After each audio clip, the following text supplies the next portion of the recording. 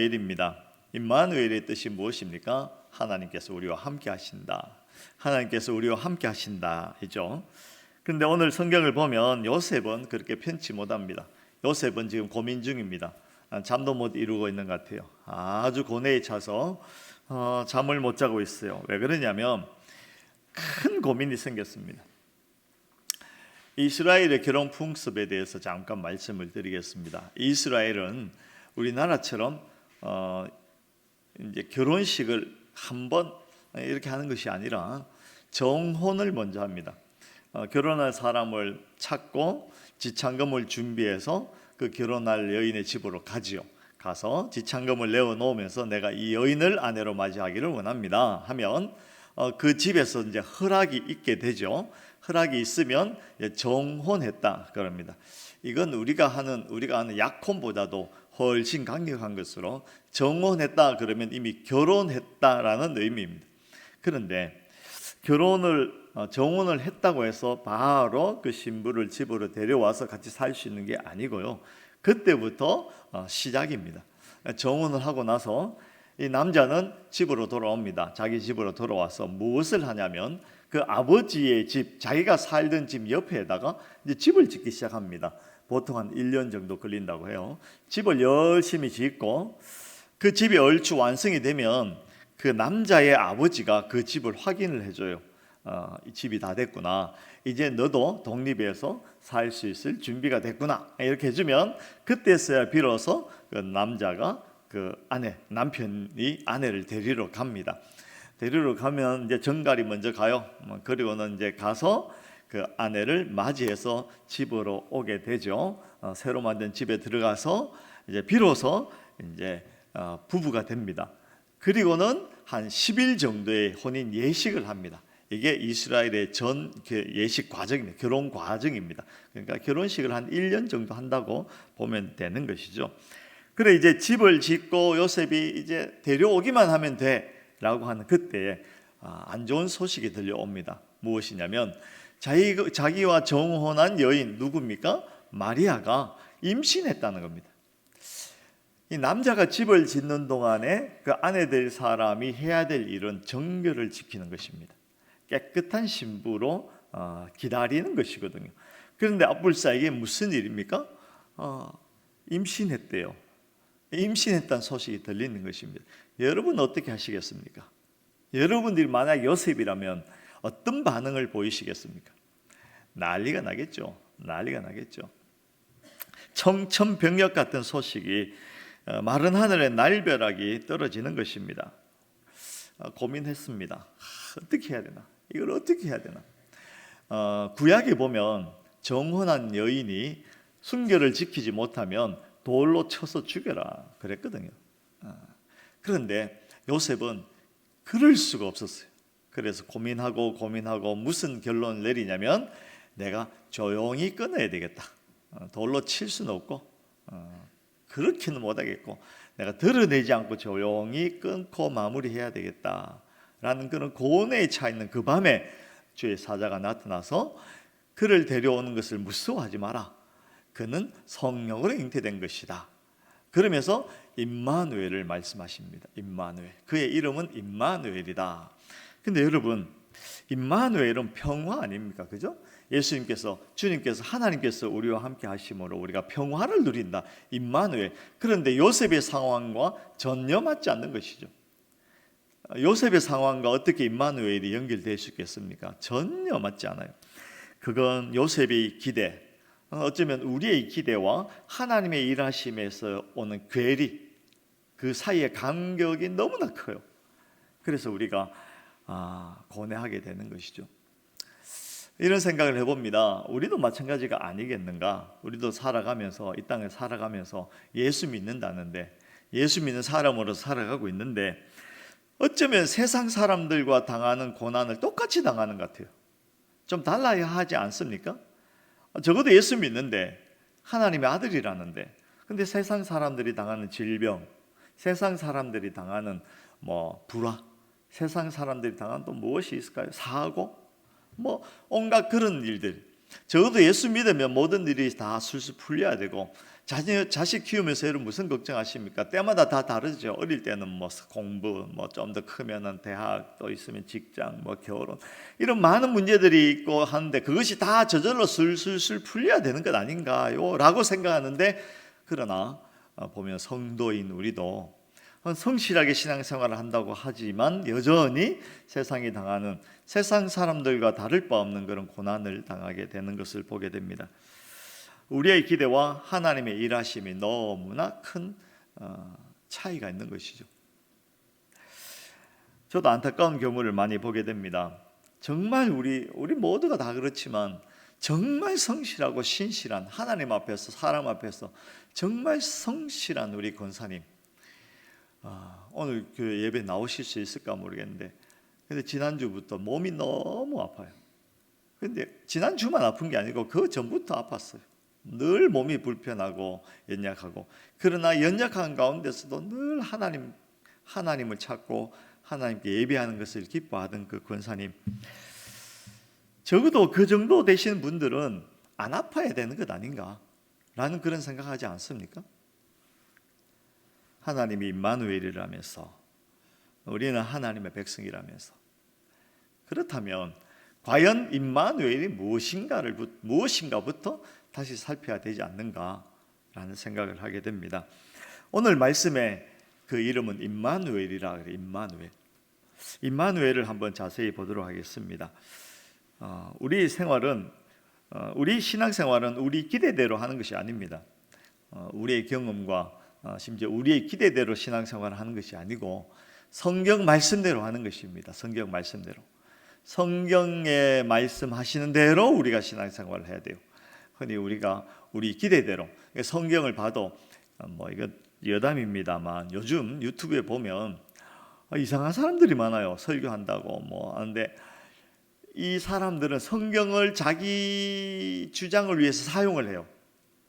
성경 말씀에 내 신앙생활을 맞추는 게 아니고 자기가 주장하고 싶은 것을 위해서 성경을 이용해요. 참 어처구니 없는 경우가 많이 있어요. 근데 또 그게 듣기에 좋아요. 사람들이 그게 혹하는 경우가 많이 있어요. 조심해야 될 일이죠. 자, 어쨌든 신앙생활은 우리의 기대대로 하는 것이 아니라 성경 말씀대로 해야 되는 것입니다. 그래야만 진정한 평안과 기쁨과 소망을 누릴 수가 있게 되는 것이죠. 먼저 오늘 말씀 22절에 보면 아들이 태어나는데 그 이름을 임마누엘이라 하라고 그랬죠. 그런데 그게 지금 처음 하시는 말씀이 아니라 22절에 보면 선지자로 하신 말씀이 이루어지는 것이다.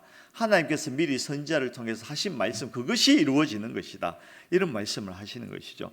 그 선지자의 말씀이 어디 나오는지 이제 확인해 봐야 되는 것입니다. 여러분 성경을 보시면 마태복음 1장에 보면 그 말씀 선지자로 하신 말씀이다 라고 하고는 그 밑에 작은 글씨로 그 관주가 있어요. 구약 성경 어디다 이렇게 적어 놓은 것이 있어요. 혹시 그런 성경 가지고 계신 분 계십니까? 어디입니까? 이사야 7장과 8장. 이사야 7장과 8장. 이사야 7장을 한번 가보겠습니다. 구약 성경 이사야 7장을 찾아보시겠습니다.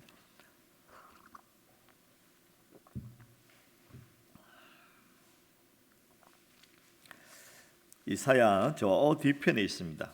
구약 성경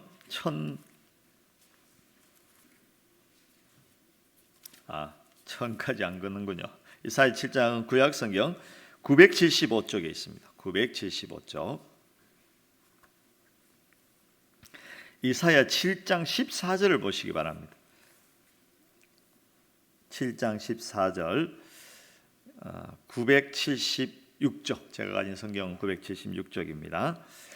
제가 지난주에도 말씀드렸지만 마태복음 강의한 동안에는 여러분 거기 볼펜을 가지고 나눠드린 그 주보에 그쪽에 기록해가면서 적어가면서 그렇게 따라오시기 바랍니다. 좀 복잡합니다. 자, 7장 14절을 읽어보겠습니다. 시작. 그러므로 주께서 친히 징조를 너희에게 주실 것이라. 보라, 처녀가 잉태하여 아들을 낳을 것이요 그의 이름을 임마누엘이라 하리라. 이 말씀이 성취입니다. 예수님께서 이 땅에 오신 것은 선지자 이사야를 통해서 하신 이 말씀의 성취로 오신 것입니다. 여기에 임마누엘이 그대로 마태복음 1장에 나오는 것이죠. 그렇다면 이 임마누엘을 확인해야 돼요. 이 임마누엘을 잘 봐야 됩니다. 이 말씀이 언제 주어졌냐면 전쟁 때 주어져. 전쟁 때. 오늘 아침에 뉴스를 보니까 이란이 무인 로켓을 그 이스라엘 향해서 뭐 100기가 넘는 것을 쐈다고 그러죠. 그게 날고 있고 아마 지금쯤 이스라엘 전역에 떨어지지 않았을까 싶어요. 전쟁이 난다 하더니 결국은 큰 일이 일어나고 있습니다. 자, 어쨌든 전쟁 중에 주신 하나님의 말씀이죠.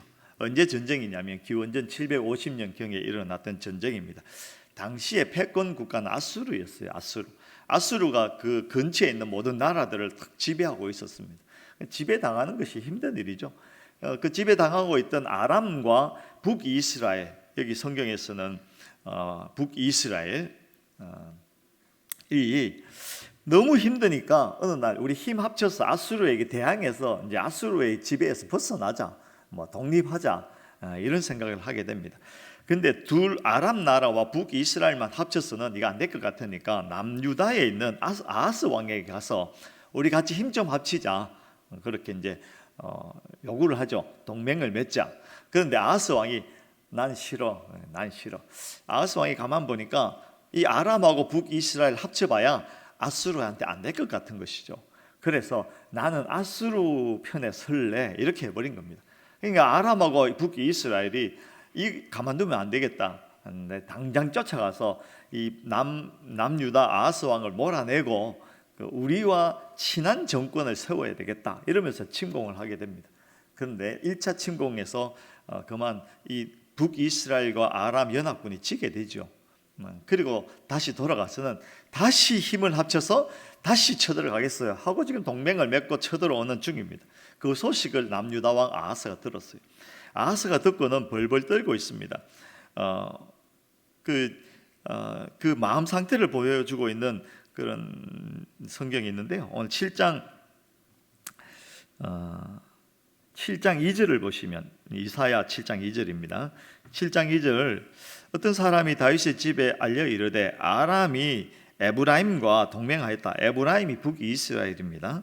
동맹하였다 하였으므로 왕의 마음과 그 백성의 마음이 숲이 바람의 흔들림 같이 흔들렸더라.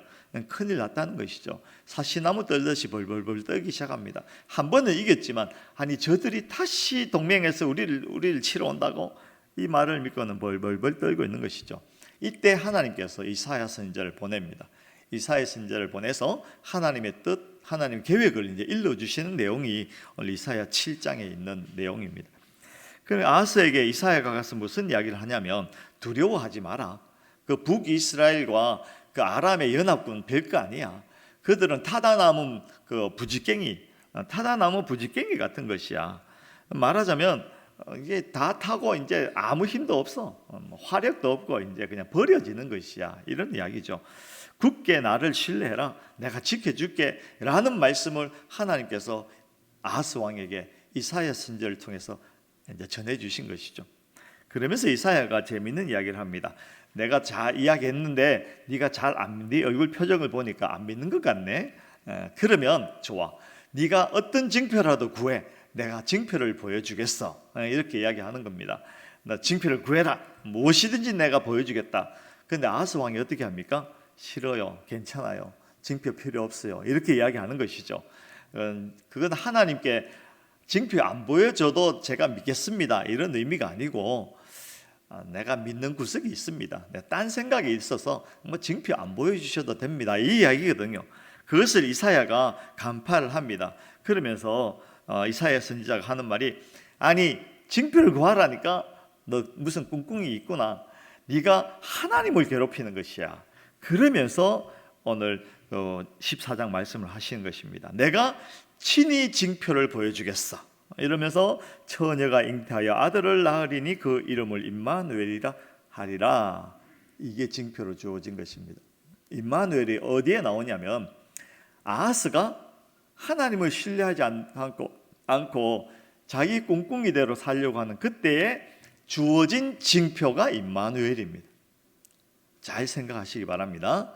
처녀가 잉태하여 아들을 낳으리니 그 이름을 임마누엘이라 하리라. 임마누엘이 징표인데, 그 임마누엘이 나타나서 무슨 일을 하냐면, 그 뒤에 이어지는 성경을 보면 북이스라엘과 아람 연합군들을 박살낸다. 그런데 거기서 멈추지 않고 성경 이사야 7장 17절을 보시기 바랍니다. 17절부터 제가 읽어보겠습니다. 여호와께서 에브라임이 유다를 떠날 때부터, 에브라임이 북이스라엘입니다. 그 북이스라엘이 침공해 왔다가 떠날 때부터 쫓아낸 겁니다. 그런데 그날부터 당하여 보지 못한 나를 너와 내 백성과 내 아버지 집에 임하게 하시리니 곧 아수르 왕이 오는 날이니라. 그들은 떠나갔지만 이제 아수르가 들어온다는 겁니다. 작은 도둑을 쫓았더니 큰 도둑이 오는 겁니다. 아수르가 들어오는 날이라. 그날에는 여호와께서 애굽 하수에서 먼 곳에 파리와 아수르 땅에 벌을 부르리니, 하나님께서 그 군사들을 온 땅에서 불러온다는 겁니다.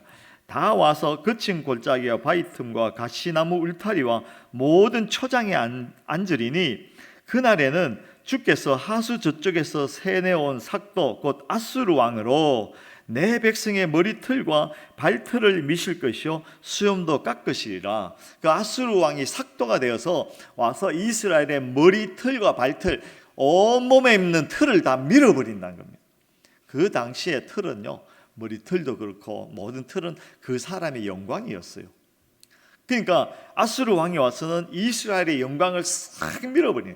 그리고 그 당시에는 수염은 그 사람의 영광, 수염도 역시나 그 수염을 다 잘라버린. 무슨 이야기입니까?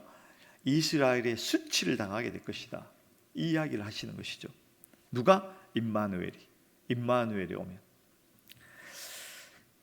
그 영광이 사라지고 지극한 수치가 드러나는데, 오늘 성경에 그 앞에 우리가 읽지는 않았지만 임마누엘의 그 아이가 아주 어릴 때, 그러니까 신속하게 그 일이 일어난다, 이 말씀을 하시는 것이죠. 임마누엘 했는데 그 임마누엘이 하는 일이 우리의 기대와는 전혀 다른 것입니다. 그 아하스의 기대와도 전혀 달랐겠죠. 무슨 이야기입니까? 조금 더 보도록 하겠습니다. 이사야 8장 18절 한번 보시기 바랍니다. 이사야 8장 18절. 보라, 나와 및, 나는 이사야입니다. 및 여호와께서 내게 주신 자녀들, 이사야의 자녀들입니다. 자녀들이 이스라엘 중에 징표와 예표가 되었나니 이는 시온산에 계신 만군의 여호와께로 말미암은 것이니라. 이사야와 이사야의 자녀들을 통해서 또 보여주시고자 하는 무엇이 있었다는 것이죠. 다시 성경 7장 이사야 7장으로 가시면 3절을 보겠습니다. 3절에 그때 여호와께서 이사야에게 이르시되 너와 내 아들 스알야숲은 윗모 수도 끝 세탁자의 밭 큰 길에 나가서 아스를 만나, 이렇게 이야기해라. 그 하나님께서 선지자 이사야를 보내면서 누구를 같이 보냈냐면 그 아들을 같이 보냅니다. 그 우리가 8장에서 확인했듯이 이사야뿐 아니라 그 아들들이 징표가 되는 것입니다. 그 아들, 그 첫 번째 아들이 누구였냐면 스알야숲입니다. 성경에 보면 이사야가 그냥 가는 것이 아니라 그 아들을 데려가는데 그 아들의 이름이 스알야숲입니다. 스알야숲의 뜻이 무엇이냐면 남은 자가 돌아오리라. 남은 자는 돌아오리라. 두 가지 의미가 거기에 있습니다. 하나님께서 임마누엘을 통하여서 이 온 이스라엘이 아수르에게 의해서 다 억눌리고 고난받고 부셔지고 온갖 그 하나님의 징계를 받게 될 것이다. 남은 자가 되려면 그래야 되는 것이죠. 그러나 또 한 가지는 돌아온다. 하나님께서 회복시켜. 그 두 가지 의미가 그게 다 담겨 있는 것입니다. 스알야숲. 이스라엘은 이사야의 그 메시지와 함께 그 아들 이름 스알야숲을 보면서 징계가 있구나 라는 것을 이해했어야 되고, 그러나 그 징계 속에서도 남은 자가 있고 그 남은 자만 돌아온다 라는 것을 이해하게 되는 것이죠. 이해해야 되는 것이죠. 오늘날 우리에게도 똑같은 말씀을 하십니다. 임마누엘이란 그저 우리에게 임하여서 모든 고난과 고통을 다 제하여 버리는 것이 아니라, 임마누엘이란 임마누엘 하심으로 첫 번째는 하나님께서 징계하심이 있고, 그러나 동시에 두 번째는 남은 자가 된 자들은 다시 회복되리라 라는 말씀이 거기에 담겨 있는 것입니다. 다시 말하면, 쉽게 말하면 임마누엘, 하나님께서 하신 일은 용광로를 만드는 것입니다. 용광로를 만들고 우리를 거기에 집어넣는 것이죠. 던져 넣어서 우리를 정결케 하시는 일을 하십니다. 용광로를 만드시고 거기에 던져지는 그 쇳덩어리들은 얼마나 뜨겁고 아프고 고통스럽겠습니까? 아하스와 그 남유다 이스라엘 백성들이 거기에 던져지게 되는 것이죠. 거기에 던져져서 녹여져서 정결하게 되는 과정을 거치게 되고, 그러나 용광로는 죽이기 위함이 아니죠. 용광로는 결국은 정결케 된 정금이 나오도록 하는 과정인 것이죠. 임마누엘 하는 하나님은 무슨 일을 하냐면 용광로 또뿐 아니라 탈곡기라고 비유하시는 분도 있어요. 탈곡기, 옛날에 탈곡기는 이렇게 시골에 가도 있습니다만 이렇게 철로 이렇게 뭐 삐쭉삐쭉 만들어 놓고 돌리죠. 돌리고 거기에다가 이제 볕단을 이렇게 툭툭 쳐서 이렇게 털어내는 것이죠. 그런데 생각해 보세요. 우리는 그 나온 그 알곡만 보니까 그렇지만 그 알곡이 되어지까지 볏짚은 얼마나 아프겠어요. 탈곡기가 막 돌아가는데 그게 처지고 그게 떨어지고 그 과정을 통해서 알곡이 만들어지는 것이죠. 그것을 이야기하는 것입니다. 임마누엘 하면 피상적으로 우리가 기대하기는 그저 임마누엘 하면 세상과 다른 전혀 세상 사람들이 당하는 그런 고통들은 우리와 전혀 관계없을 것이다 라고 기대를 하지만 성경의 임마누엘은 그렇지 않습니다. 성경의 임마누엘은 오히려 우리를 용광로에 던져 넣는 것이고 우리를 탈곡기에서 털어버리는 것입니다. 그 과정을 통해서 우리가 정금같이 되어지는 것을 하나님께서는 계획하고 계시는 것이죠. 그리고 한 명의 아들이 더 있습니다. 8장 1절 이사야 8장 1절을 보시면 여호와께서 내게 이르시되 너는 큰 서판을 가지고 글을 칠판 같은 것입니다. 그 위에 통용 문자로 누구든지 알아볼 수 있는 통용 문자로 마헬 살랄 하스 바스라 쓰라. 내가 진실한 증인 제사장 우리야와 여베레가야의 아들 스가랴를 불러 정언하게 하라 하시더니 3절에 내가 내 아내를 가까이 하매 그가 임신하여 아들을 낳은지라 여호와께서 내게 이르시되 그의 이름을 마헬 살랄 하스 바스라 하라. 8글자입니다. 마헬 살랄 하스 바스. 아까 8장 뒤에서 이미 봤듯이 이사야와 그 아들들은 하나님께서 보여주신 징표이죠. 마헬 살랄 하스바스 이사야의 아들입니다. 그 아들을 또 아들의 이름을 큰 서판에 써놔서 누구든지 왔다 갔다 하면서 보게 해라. 그 아들의 이름의 뜻이 무엇이냐면 하나님의 진노가 속히 임하리라. 하나님의 진노가 속히 임하리라. 하나님의 노략이 속히 임하리라. 속히 임하리라. 그러면서 쭉 밑에 기록을 합니다. 아람과 북이스라엘이 아수르에 의해서 다 물려쳐지게 될 것이다. 그리고 8장 6절부터 보겠습니다. 6절 이 백성이 천천히 흐르는 실로암 물을 버리고, 이 실로암 물은 하나님의 은혜입니다. 그것을 버리고 르신과 르말리아의 아들을 기뻐하느니라. 르신과 르말리아 아수르 기뻐하느니라. 그러므로 7절 그러므로 주 내가 흉용하고 창일한 큰 하수 곧 아수르 왕과 그의 모든 위력으로 그들을 뒤덮을 것이라. 그의 모든 골짜기에 차고 모든 언덕에 넘쳐. 아수르가 큰 홍수가 되어서 다 진멸케 한다는 것이죠. 넘쳐 흘러 유다에 들어와서 가득하여 목에까지 미치리라. 그 홍수가 나서 유다에 들어와서 어디까지요? 목에까지. 사람이 죽으려면, 물에 빠져 죽으려면 어디까지 잠겨야 되나요? 코까지 잠기면 되죠. 그런데 목에까지 딱 오게 하신다. 죽이지는 않는다. 목적이 다른 데 있다는 것을 보여주는 것이죠. 목에까지 미치리라. 그리고 임마누엘이여 그가 펴는 날개가 내 땅에 가득하리라 하셨느니라. 너희 민족들아 함성을 질러 보아라. 적들을 이야기하는 것입니다. 아수르를 이야기하는 것입니다. 그러나 끝내 패망하리라. 너희 먼 나라 백성들아 이방 백성을 이야기하는 것이죠. 들을지어다. 너희 허리를 동이라. 그러나 끝내 패망하리라. 너희 허리에 띠를 띠라. 그러나 끝내 패망하리라. 너희는 함께 계획해라. 그러나 끝내 이루지 못하리라. 말을 해보아라. 끝내 시행되지 못하리라. 10절 끝에 이는 하나님이 우리와 함께 계심이라. 임마누엘이라. 임마누엘이 오셔서 하는 일은 먼저는 징계하시고 징벌하시고 부셔놓고 그리고 회복해 하시는 일을 하시는 것입니다. 용광로를 이야기하는 것입니다. 탈곡기를 이야기하는 것입니다.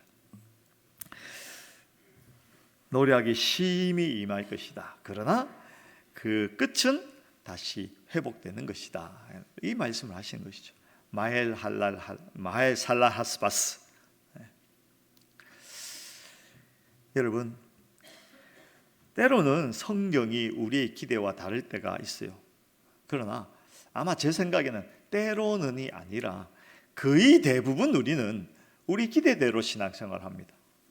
우리의 기대와 우리의 지식과 경험을 따라서 신앙생활을 합니다. 내가 하고 싶은 말을 위해서 성경을 이용하죠.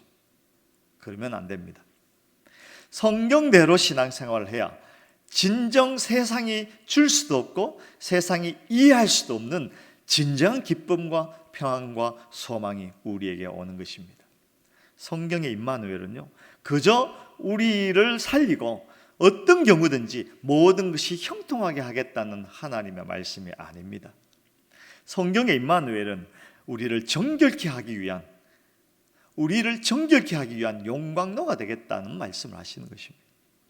우리를 탈곡기에 넣어서 떨고 떨어서 고통 중에서도 우리를 정금같이 나오게 하기 위한 하나님의 계획을 말씀하시는 것이죠.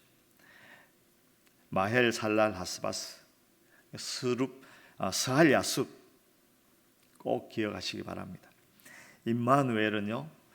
임마누엘의 첫 번째 사역은 죄를 태우는 것입니다. 죄를 털어내는 것입니다. 그리고 우리를 정금같이 나오게 하시는 그 일을 하시는 것이죠. 하나님을 어떻게 바라보고 계십니까? 하나님을 향해서 어떤 기대를 가지고 계십니까? 우리의 기대 이전에 성령의 말씀을 받으시기를 주의 이름으로 축원합니다. 성경대로 되어질 것입니다. 우리가 어떤 기대를 하고 어떤 생각을 한다 할지라도 그대로 되지 않습니다. 성경대로 되어집니다. 임마누엘 하신 주님은 우리를 먼저 용광로에 집어넣고 태우고 정결하게 하신 이후에 우리가 정금같이 나오게 하실 줄로 믿습니다. 때로는 우리 삶의 시간 속에서 전혀 기대하지도 않았던 전혀 반갑지 않은 고난들이 나타날 때가 있습니다. 세상은 그것이 징계이고 패망으로 이르는 길에 나타나는 것이지만 하나님의 자녀는 그것이 용광로가 되어서 탈곡기가 되어서 우리가 정금같이 단련되어지는 시간이라는 것이죠. 욥이 고백하지 않았습니까? 나의 가는 길을 오직 그가 아시나니. 이 무슨 말이냐면 나는 모르겠다는 겁니다. 내가 왜 이런 고난 가운데, 내가 왜 이런 환난 가운데 있는지 잘 이해할 수가 없어요. 하나님, 그 이야기죠. 나의 가는 길을 오직 하나님은 아시나니 그가 나를 단련하신 후에는 내가 정금같이 나아오리라. 욥의 고백입니다. 내가 왜 이런 고난을 당한지는 모르겠지만 그러나 하나님의 하시는 일에 대해서는 내가 신뢰합니다. 무슨 일이냐?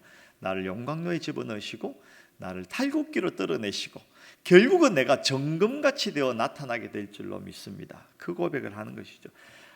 제가 이 말씀을 하면서도 이런 고백 아무나 할 수는 없구나. 우리가 평안할 때는 할 수 있어요. 얼마든지 할 수 있어요. 그러나 고난 가운데 있을 때 이런 고백은 쉽게 할 수 있지 않아요. 그러나 정말 임마누엘을 통하여서 우리를 다루어 가시는 그 하나님을 잘 이해한다면 우리가 이런 고백을 할 수가 있죠. 내가 정금같이 나오게 될 것이다. 시편 119편 71절에 고난당하는 것이 내게 유익이라. 이로 인해 내가 주의 율례를 배우게 되었나니. 고난당하는 것이 내게 유익이라. 이로 인해 내가 주의 율례를 배우게 되었나니. 임마누엘의 주님은 지금 우리 안에서 역사하십니다. 우리의 모든 시간과 사건들 속에서 임마누엘의 주님은 여전히 우리와 함께 하시면서 우리에게 말씀하십니다. 내가 너와 함께 하겠다. 그러나 우리의 기도와는 다른 방법으로 일하십니다. 그러나 신뢰하시기 바랍니다.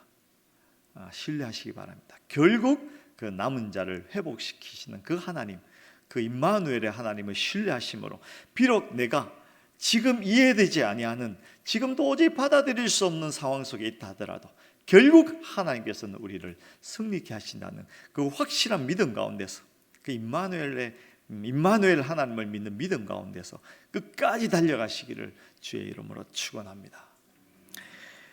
그날에 외치게 될 것입니다. 너희 적들아 함께 계획해라. 그러나 끝내 이루지 못하리라. 말을 해보아라. 끝내 시행되지 못하리라. 이는 하나님이 우리와 함께 계시리라. 이것이 우리의 노래가 될 것입니다. 아들을 낳으리니 이름을 예수라 하라. 마태복음 1장에 오늘 읽었던 본문입니다. 아들을 낳으리니 이름을 예수라 하라. 이는 자기 백성을 그들의 죄에서 구원할 자이심이라. 임마누엘 하신 주님이 하시는 첫 번째 사역은 죄를 다루시는 것입니다. 죄를 다루어서 그 죄에서 우리를 구원하시는 일을 하시는 것이죠. 그 임마누엘의 주님을 사랑하고 그 임마누엘 주님을 찬양합니다. 우리 찬양하겠습니다.